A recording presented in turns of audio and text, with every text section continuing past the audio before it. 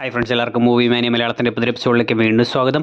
ടൊവിനോ തോമസ് നായകനായി വന്ന നരിവേട്ട എന്ന ചിത്രം കണ്ടതിന് ശേഷം എനിക്കതിൽ നിന്നും കണ്ടെത്താൻ സാധിച്ചിട്ടുള്ള കുറച്ച് കാര്യങ്ങളാണ് ഇന്നത്തെ എപ്പിസോഡിലൂടെ നിങ്ങളുമായി ഷെയർ ചെയ്യാനായി പോകുന്നത്. വീഡിയോയിലേക്ക് കടക്കുന്നതിന് മുമ്പ് സോണി ലിവിലൂടെ OTT റിലീസ് ചെയ്തിട്ടുള്ള ഈ ചിത്രം നിങ്ങൾ കണ്ടിട്ടുണ്ടെന്ന് ഉറപ്പുവരുത്താൻ ശ്രമിക്കുക. കണ്ടതിന് ശേഷം മാത്രം വീഡിയോ തുടർന്ന് കാണുക. നമുക്ക് നേരെ വീഡിയോയിലേക്ക് വരാം.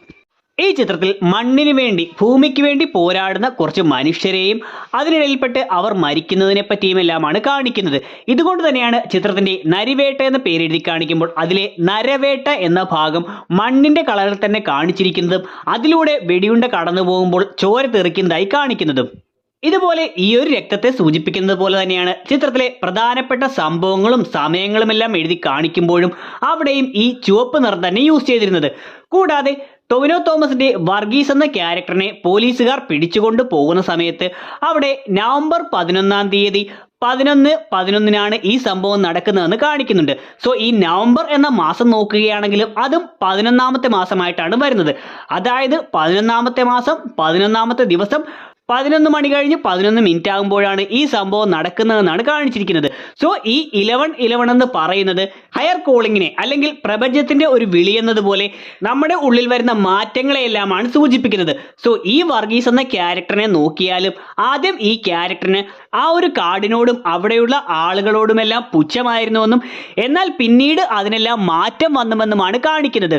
സോ ഇതുകൊണ്ടായിരിക്കാം ആ ഒരു ക്യാരക്ടറിനെ ഈ സീനിൽ കാണിച്ചപ്പോൾ ഇത്തരത്തിൽ 11/11 എന്ന് വരുന്ന രീതിയിൽ ഈ മാസവും ഡേറ്റും എല്ലാം കൃത്യമായി അവിടെ കാണിച്ചു പോയത്. അടുത്തത്, ഇത് 2003 ഫെബ്രുവരി മാസം കേരളത്തിലെ മുത്തങ്ങയിൽ നടന്നിട്ടുള്ള ഒരു യഥാർത്ഥ സംഭവത്തെ അടിസ്ഥാനമാക്കി വന്നിട്ടുള്ള ചിത്രമാണ്. അതുകൊണ്ട് തന്നെ ഇതിലെ CK ശാന്തി എന്ന ആ കഥാപാത്രം യഥാർത്ഥത്തിൽ ഈ സമരത്തിനെല്ലാം നേതൃത്വം കൊടുത്തിരുന്ന CK ജാനുവിനെയാണ് സൂചിപ്പിച്ചിരുന്നത്. ആ ഒരു കാസ്റ്റിംഗ് പോലും അവരുമായി പെർഫെക്റ്റ് ആകുന്ന രീതിയിൽ തന്നെയാണ് കൊണ്ടുവന്നിരുന്നത്. അതുപോലെ സുരാജ് അവതരിപ്പിച്ചിട്ടുള്ള ബഷീർ എന്ന ക്യാരക്ടർ ഈ മുത്തങ്ങ സംഭവത്തിനിടയിൽ മരിച്ചുപോയിട്ടുള്ള വിനോദ് എന്ന പോലീസുകാരനെയാണ് സൂചിപ്പിച്ചിരുന്നത്.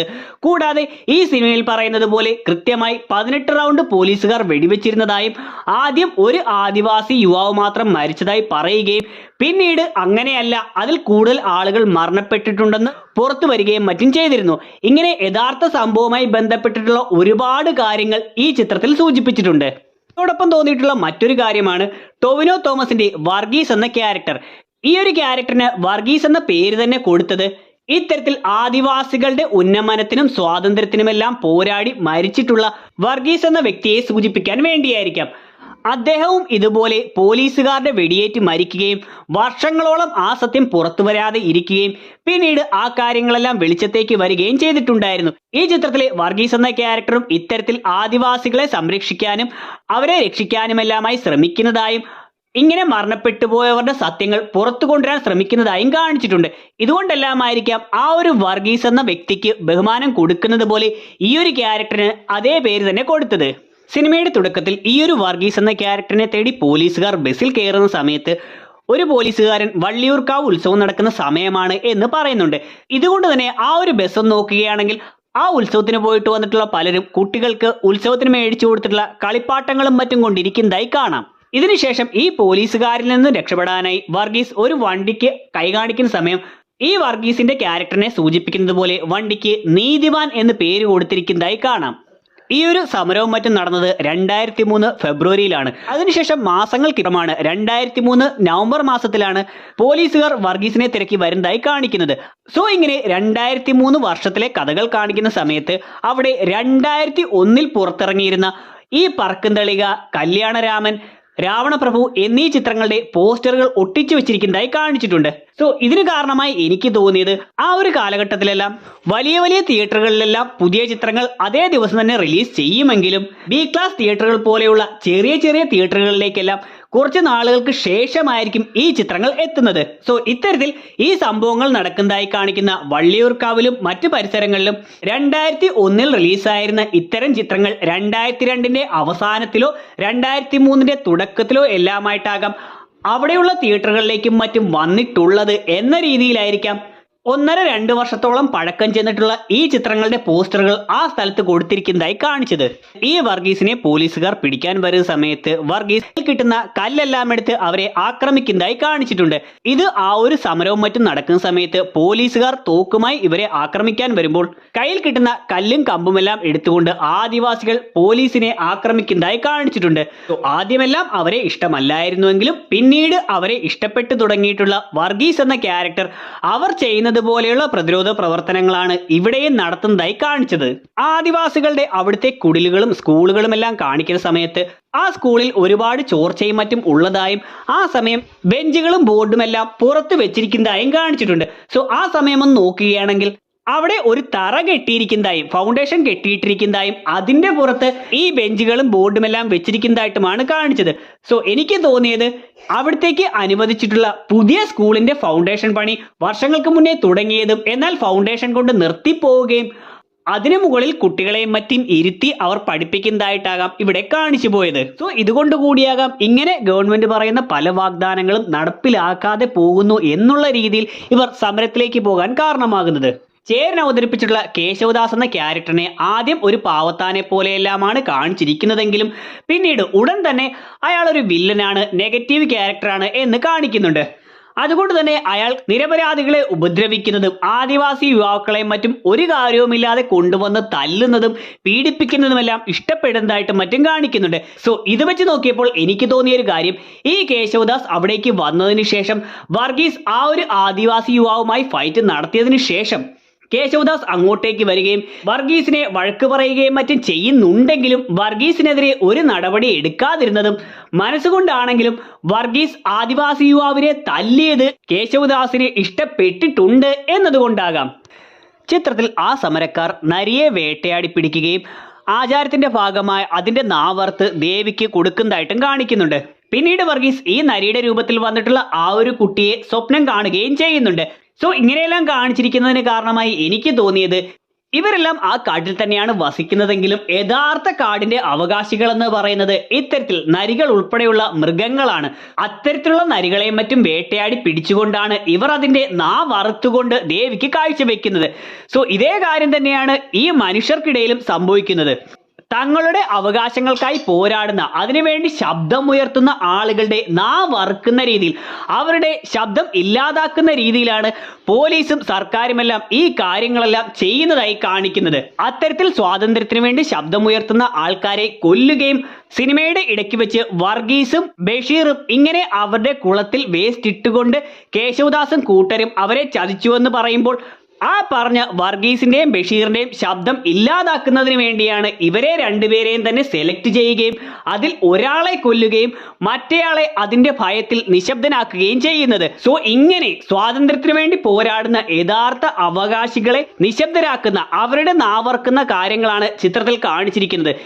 ഇങ്ങനെ ഗർജിക്കുന്ന നരികളെ അവർ വേട്ടയാടി അതിന്റെ നാവറുത്ത് മാറ്റുന്നതും ശബ്ദമുയർത്തുന്ന മനുഷ്യരെ കൊന്നും ഭയപ്പെടുത്തിയും അവരുടെ ശബ്ദം ഇല്ലാതാക്കുന്നതും ഏകദേശം ഒരുപോലെ തന്നെ ചിത്രത്തിൽ കാണിച്ചിരിക്കുന്നത് കൊണ്ടാണ് ഈ രണ്ടുമായി കണക്ട് ചെയ്യുന്ന വിധത്തിൽ ചിത്രത്തിന്റെ പേര് നരിവേട്ട എന്നും അതേസമയം നരവേട്ട എന്ന രീതിയിൽ വായിക്കുന്ന രീതിയിലും എഴുതി കാണിക്കുന്നത്. അതുപോലെ തന്നെ ഈ കേശവദാസ് സമരക്കാർക്കിടയിൽ മാവോയിസ്റ്റുകൾ ഉണ്ടെന്ന രീതിയിൽ ഹാസ്റ്റ് ടീമിനെ ഉൾപ്പെടുത്തി പോലീസുകാരെ കാട്ടിലേക്ക് സർച്ചിങ്ങിന് അയക്കുന്നതായി കാണിക്കുന്നുണ്ട്. ഇതിനുശേഷം പിറ്റേന്ന് ബഷീറിനെ കാണാത്തതുകൊണ്ട് അത് പറയാനായി വർഗീസ് കേശവദാസിന്റെ അടുത്തേക്ക് വരുന്ന സമയം അവിടെയുള്ള ബോർഡിലായി ഇങ്ങനെ കേശവദാസ് സർച്ചിങ്ങിനായി അയച്ചിട്ടുള്ള ആളുകളുടെ പേരുകൾ എഴുതിയിട്ടിരിക്കുന്നതായി കാണാം. വർഗീസും നാൻസിയുമായിട്ടുള്ള വിവാഹത്തെക്കുറിച്ച് സംസാരിക്കുന്നതിനായി നാൻസിയുടെ അച്ഛന്റെ അടുത്തേക്ക് വരുന്ന സമയം ഇവരെ തമ്മിൽ വേർപിരിക്കുന്ന രീതിയിലുള്ള കാര്യങ്ങളാണ് നാൻസിയുടെ അച്ഛൻ അവിടെ വെച്ച് പറയുന്നത്. ഇതുകൊണ്ട് തന്നെ ആ ഒരു സംസാരത്തിന് ശേഷം കാണിക്കുന്ന ഷോട്ടിൽ ഒരു തടി രണ്ടായിട്ട് പിളർന്നു പോകുന്നത് പോലെ രണ്ടായിട്ട് മുറിച്ച് മാറ്റുന്നതായി കാണിക്കുന്നുണ്ട്. ഇത് ഇവരെ രണ്ടുപേരെയും വേർപെടുത്തുന്നു എന്ന രീതിയിലാണ് കാണിച്ചത്. കേശവദാസ് സമരക്കാരുടെ കുളത്തിൽ മാലിന്യം കലക്കുന്ന രാത്രിയിൽ വർഗീസ് ഇട്ടിരിക്കുന്ന ടീഷർട്ട് പിറ്റേന്ന് രാവിലെ വർഗീസ് യൂണിഫോം ധരിക്കുന്ന സമയം കണ്ടിന്യൂറ്റിക്ക് വേണ്ടി അവിടെ വണ്ടിയിൽ ഇട്ടിരിക്കുന്നതായി കാണാം. ആ മാവോയിസ്റ്റുകളെ മറ്റും തിരയുന്നതിനായി വർഗീസും ബഷീറുമെല്ലാം ആ കാട്ടിലൂടെ പോകുന്ന സമയം വർഗീസ് ആദ്യമായിട്ടാണ് വയനാട്ടിൽ പോയിരിക്കുന്നത് എന്നതുകൊണ്ട് അവിടെയുള്ള മരത്തിന്റെ ചെറിയ കമ്പുകളിലും തറയിലുമെല്ലാം സൂക്ഷിച്ചു നോക്കിക്കൊണ്ട് വളരെ ശ്രദ്ധയോടുകൂടിയാണ് പോകുന്നതെന്ന് കാണാം. എന്നാൽ ബഷീറിന് അവിടെ മുൻപ് വന്ന് പരിചയമുള്ളതുകൊണ്ടും ഇത്തരം കാര്യങ്ങളിൽ എക്സ്പീരിയൻസ് ഉള്ളതുകൊണ്ടുമെല്ലാം അയാൾ വളരെ കൂളായി പോകുന്നതായിട്ടാണ് കാണിച്ചിരിക്കുന്നത്.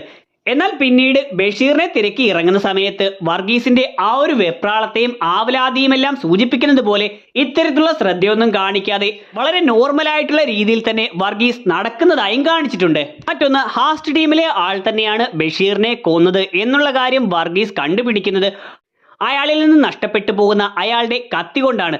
സോ ഈ കത്തി വർഗീസ് പെട്ടെന്ന് തിരിച്ചറിഞ്ഞതിന്റെ കാരണം ഇതിനു മുന്നേയുള്ള ഒരു ദിവസം വർഗീസ് ഹാസ്റ്റ് ടീമിലുള്ള മറ്റൊരാളുമായി പോകുന്ന സമയത്ത് അയാൾ ചാക്ക് മുറിക്കാനായി കൊടുക്കുന്നതും ഇത്തരത്തിലുള്ള ഒരു കത്തി തന്നെയാണ്. സോ ഇത്തരത്തിലുള്ള കത്തി തൊട്ട് മുന്നേ വരുന്ന ദിവസങ്ങളിൽ തന്നെ വർഗീസ് ഉപയോഗിച്ചും കണ്ടും ശീലിച്ചത് കൊണ്ടാണ് ബഷീറിന്റെ അടുത്തു നിന്നും കിട്ടിയ കത്തി ഹാസ്റ്റ് ടീമിലുള്ള ആളുടെ തന്നെയാണെന്ന് അയാൾ ഉറപ്പിച്ചത്. അതുപോലെ തന്നെ ബഷീറിനെ കൊന്ന് ആ കസേരയിൽ കെട്ടിയിട്ടിരിക്കുന്നത് സമരക്കാരും അവർക്കിടയിലുള്ള മാവോയിസ്റ്റുകളും മറ്റുമാണെന്ന് വരുത്തി തീർക്കാനാണ് കേശവദാസും ഹാസ്റ്റ് ടീമിലുള്ള ആൾക്കാരുമെല്ലാം ശ്രമിക്കുന്നത്. ഇതുകൊണ്ട് തന്നെ ഇത്തരം ഒരു കാര്യം വരുത്തി തീർക്കുന്നതിന് വേണ്ടി ആദിവാസികളും മറ്റും ഉപയോഗിക്കുന്നത് പോലെയുള്ള മരക്കൊമ്പുകളും മറ്റും കൂട്ടി കെട്ടിയിട്ടുള്ള രീതിയിലുള്ള ഒരു കസേരയാണ് അവിടെ ബഷീറിനെ കൊന്ന് ഇരുത്താനായി ഇവർ ഉപയോഗിച്ചത്. മറ്റൊന്ന്, ആദ്യത്തെ ദിവസത്തെ തിരച്ചിലിന് ശേഷം വർഗീസും ഹാസ്റ്റ് ടീമിലുള്ള ആളും തിരികെ വരുന്ന സമയത്ത് കേശവദാസ് വർഗീസിനെ വിളിക്കുകയും കാര്യങ്ങൾ തിരക്കുന്നതായും കാണിച്ചിട്ടുണ്ട്.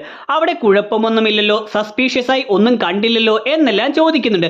സോ ഈ സീനൊന്ന് ശ്രദ്ധിച്ചു നോക്കുകയാണെങ്കിൽ ആ സമയം വർഗീസ് ആദ്യം പാസ് ചെയ്തു പോവുകയും അത് കണ്ടുകൊണ്ട് വർഗീസിനെ കണ്ടുകൊണ്ടാണ് ഈ കേശവദാസ് വർഗീസിനെ വിളിച്ച് കാര്യങ്ങൾ തിരക്കുന്നത്. അതിന് പിന്നാലെ മാത്രമാണ് ഹാസ്റ്റ് ടീമിലുള്ള ആൾ അങ്ങോട്ടേക്ക് വരുന്നത്. സോ ഇവിടെ വെച്ച് എനിക്ക് തോന്നിയ കാര്യം, സത്യത്തിൽ വർഗീസിനെ കൊല്ലാനായിട്ടായിരുന്നു കേശവദാസ് ആളെ പറഞ്ഞു വിട്ടിരുന്നത്. സോ വർഗീസ് അതിലെ പാസ് ചെയ്ത് പോയപ്പോൾ പെട്ടെന്ന് എന്ത് സംഭവിച്ചു, ഇവൻ മരിച്ചില്ലേ എന്നുള്ള രീതിയിലായിരിക്കാം വർഗീസിനെ കേശവദാസ് വിളിച്ചു നിർത്തിയത്. എന്നാൽ അതിനുശേഷം ഹാസ്റ്റ് ടീമിലുള്ള ആൾ പോകുന്ന സമയത്ത് കേശവദാസിന് കാര്യം മനസ്സിലാവുകയും ബഷീറാണ് താൻ കൊല്ലാനേൽപ്പിച്ച ഹാസ്റ്റ് ടീമിലുള്ള ആളുടെ കൂടെ പോയതെന്ന് മനസ്സിലാക്കുകയും ചെയ്തിരിക്കാം. അതുകൊണ്ടാണ് സസ്പീഷ്യസ് ആയി ഒന്നും കണ്ടില്ലേ എന്നുള്ള കാര്യങ്ങളെല്ലാം അയാൾ ആവർത്തിച്ച് ചോദിക്കുന്നത്. വേണമെങ്കിൽ ഞാൻ ഈ പറഞ്ഞിട്ടുള്ള കാര്യം തെറ്റാണ്, ഹാസ്റ്റ് ടീമിലുള്ള ആൾ ബഷീറിനെ കൊന്നതിന് ശേഷം ഉടൻ തന്നെ ആ വിവരം കേശവദാസിനെ അറിയിച്ചിരിക്കാം എന്നും ചിന്തിക്കാം. എന്നാൽ ചിത്രത്തിന്റെ കഥ നടന്നിരിക്കുന്നത് 2003 ടൈമിലായതുകൊണ്ട് ആ സമയത്ത് ഇന്നത്തെ പോലെ എല്ലാവരുടെയും കയ്യിൽ മൊബൈൽ ഫോണുകളൊന്നും വന്നിട്ടില്ല. അതുകൊണ്ട് അത്തരത്തിൽ കേശവദാസിനെ ഹാസ്റ്റ് ടീമിലുള്ള ആൾക്ക് അറിയിക്കാൻ സാധ്യതയില്ല. ഇനി അതല്ല, വയർലെസ് വഴി ഇവർക്ക് രണ്ടുപേർക്കും ഇടയിൽ മാത്രം ഒരു സിഗ്നൽ ക്രിയേറ്റ് ചെയ്ത് അതിലൂടെ അറിയിക്കാൻ സാധ്യതയുണ്ട്. എന്നിരുന്നാലും എനിക്ക് തോന്നിയത് ഇത്തരത്തിൽ വർഗീസിനെ കണ്ടപ്പോൾ ആദ്യം കേശവദാസിന് കാര്യം മനസ്സിലാകാതെ ഇരിക്കുകയും പിന്നീട് വർഗീസിന്റെ കൂടെയുള്ള ഹാസ്റ്റ് ടീമിലെ ആളെ കണ്ടതിന് ശേഷം ബഷീറാകാം അവിടെ മരണപ്പെട്ടത് എന്ന് കേശവദാസ് ചിന്തിച്ചിട്ടുണ്ടാകാം എന്നാണ് എനിക്ക് തോന്നിയിട്ടുള്ളത്. എന്താണ് ഇതിനെക്കുറിച്ചുള്ള നിങ്ങളുടെ അഭിപ്രായമെന്ന് തീർച്ചയായിട്ടും കമന്റ് സെക്ഷൻ ഉൾപ്പെടുത്തുക. പിന്നീട് ഇതിനെല്ലാം ശേഷം വീട്ടിൽ തിരിച്ചെത്തുന്ന വർഗീസ് ടിവിയിലെ വാർത്ത കാണുകയും ആ സമയം മരണപ്പെട്ടു പോയ ആ ഒരു പോലീസുകാരനെ നിനക്കറിയാമോ എന്ന് അമ്മ ചോദിക്കുകയും പെട്ടെന്ന് വർഗീസ് TV ഓഫ് ചെയ്യാനായി റിമോട്ട് എടുക്കുന്നതായും അവിടെ വാർത്ത കണ്ടുകൊണ്ട് വിഷമിക്കുന്നതായും കാണിച്ചിട്ടുണ്ട്. അവിടെ ആ പോലീസുകാരന്റെ വാർത്ത ഉണ്ടെങ്കിലും അതുകൂടാതെ ഒരു ആദിവാസി യുവാവ് കൊല്ലപ്പെട്ടിട്ടുണ്ട് എന്നാണ് പറയുന്നത്. സോ വർഗീസ് അതിനു മുന്നേ തന്നെ ബാക്കിയുള്ളവരുടെ മരണം കാണുകയും പലരെയും കുഴിച്ചിടുന്നതും കണ്ടിട്ടുള്ളതുമാണ്. സോ എന്നിട്ടും ഒരാളുടെ മരണവാർത്ത മാത്രം അവിടെ കൊടുത്തിരിക്കുന്നത് കണ്ടുകൊണ്ടാണ്, ആ രഹസ്യം ഉള്ളിൽ ഒളിപ്പിച്ചിരിക്കുന്നത് കൊണ്ടാണ് ആ പേപ്പർ കാണുമ്പോൾ വർഗീസ് കൂടുതൽ വിഷമിക്കുന്നതായി കാണിച്ചത്. ബഷീർ ഇടയ്ക്ക് വെച്ച് വർഗീസിനോട് ഒരു കാര്യം പറയുന്നുണ്ട്. ഇപ്പോൾ നിനക്ക് ഇവിടെ നിന്ന് പോകാനെല്ലാം തോന്നുന്നുണ്ടെങ്കിലും ആ കാട്ടിൽ നിന്നും നീ തിരിച്ചു പോകുന്ന സമയം നീ ഒരു യഥാർത്ഥ പോലീസുകാരനായിരിക്കും, നീ ഈ ജോലി ഇഷ്ടപ്പെടും എന്നുള്ള കാര്യമില്ല. പക്ഷെ ഞാൻ പറയുന്നു, താൻ ഇവിടുന്ന് പോകുന്നത് ഹാപ്പി ആയിട്ട് ജോലി ചെയ്യുന്ന പുതിയൊരു പോലീസുകാരനായിട്ടായിരിക്കും. തൻ്റെ ലൈഫ് നന്നാവും. സോ പിന്നീട് അവസാന ഭാഗങ്ങളിൽ നമ്മൾ കാണുന്നതും ഈ ഒരു സംഭവങ്ങൾക്ക് ശേഷം വർഗീസ് ഒരു യഥാർത്ഥ പോലീസുകാരനായി മാറുകയും ധൈര്യം സംഭരിക്കുന്നതായിട്ടും സ്വന്തമായി കേസന്വേഷണം നടത്തുന്നതായിട്ടും വിവരങ്ങൾ ശേഖരിക്കുന്നതായിട്ടും നീതിമാനായി സാധാ ജനങ്ങൾക്ക് വേണ്ടി പ്രവർത്തിക്കുന്നതായിട്ടുമെല്ലാമാണ് കാണിക്കുന്നത്.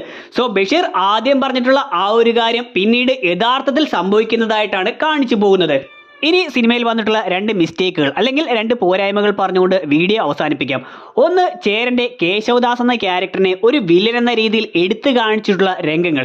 വർഗീസ് എന്ന ക്യാരക്ടറിനെ വെച്ച് നോക്കുമ്പോൾ ഇയാൾ പല തെറ്റുകളും ചെയ്യുന്നുണ്ടെന്ന് ഓൾറെഡി തന്നെ അറിയാമെങ്കിലും ഒരു വലിയ ഞെട്ടലോടെയാണ് വർഗീസ് അത് തിരിച്ചറിയുന്നത് എന്ന് കാണിച്ചത് ഓക്കെയാണ്.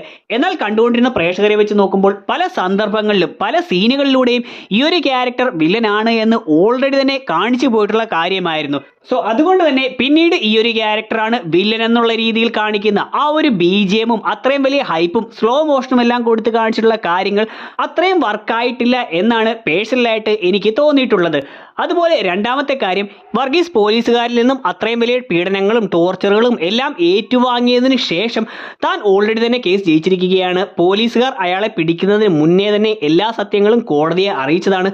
കോടതി ആ ഡെഡ് ബോഡികളെല്ലാം കണ്ടിട്ടുള്ളതാണ് എന്ന സത്യം പറയുമ്പോൾ എങ്കിൽ പിന്നെ എന്തിനാണ് വർഗീസ് ഈ കാര്യം നേരത്തെ തന്നെ പറയാതെ മറച്ചു വെച്ചത്? നേരത്തെ തന്നെ പറയുകയായിരുന്നെങ്കിൽ ഇത്തരം പീഡനങ്ങളൊന്നും അനുഭവിക്കേണ്ടി വരില്ലായിരുന്നു. ഒരുപക്ഷെ മറ്റുള്ള പോലീസുകാരോട് പറഞ്ഞിട്ടില്ലെങ്കിൽ കൂടി കേശവദാസ് അങ്ങോട്ടേക്ക് വന്നതിന് ശേഷം അയാളുടെ മുഖത്ത് നോക്കി പറഞ്ഞിരുന്നുവെങ്കിലും പിന്നീടുള്ള ടോർച്ചറുകളെങ്കിലും ഒഴിവാക്കാമായിരുന്നു. സോ ഇതിനൊരു ന്യായീകരണം എന്ന പോലെ ചിത്രത്തിൽ തന്നെ ഒരു കാര്യം കാണിച്ചിട്ടുണ്ട്. അതായത് വർഗീസും കൂട്ടുകാരനും ജോലിക്ക് വേണ്ടിയുള്ള സമരം നടത്തി വരുന്ന സമയത്ത് കൂട്ടുകാരൻ ചോദിക്കുന്നുണ്ട്, എടാ വർഗീസേ, നിന്റെ ഈ വളഞ്ഞ ബുദ്ധി ഉണ്ടല്ലോ, അത് നേരാവണ്ണം പ്രയോഗിച്ചാൽ നിനക്ക് സെക്രട്ടേറിയറ്റിന്റെ പുറത്ത് കിടന്ന് സമരം ചെയ്യാണ്ട് അകത്ത് കയറാം ജോലിക്കാരനായിട്ട്. ഈ നേരാമണ്ണം പ്രയോഗിക്കുമ്പോൾ ഒരു പവർ കിട്ടിയില്ലെന്നേ.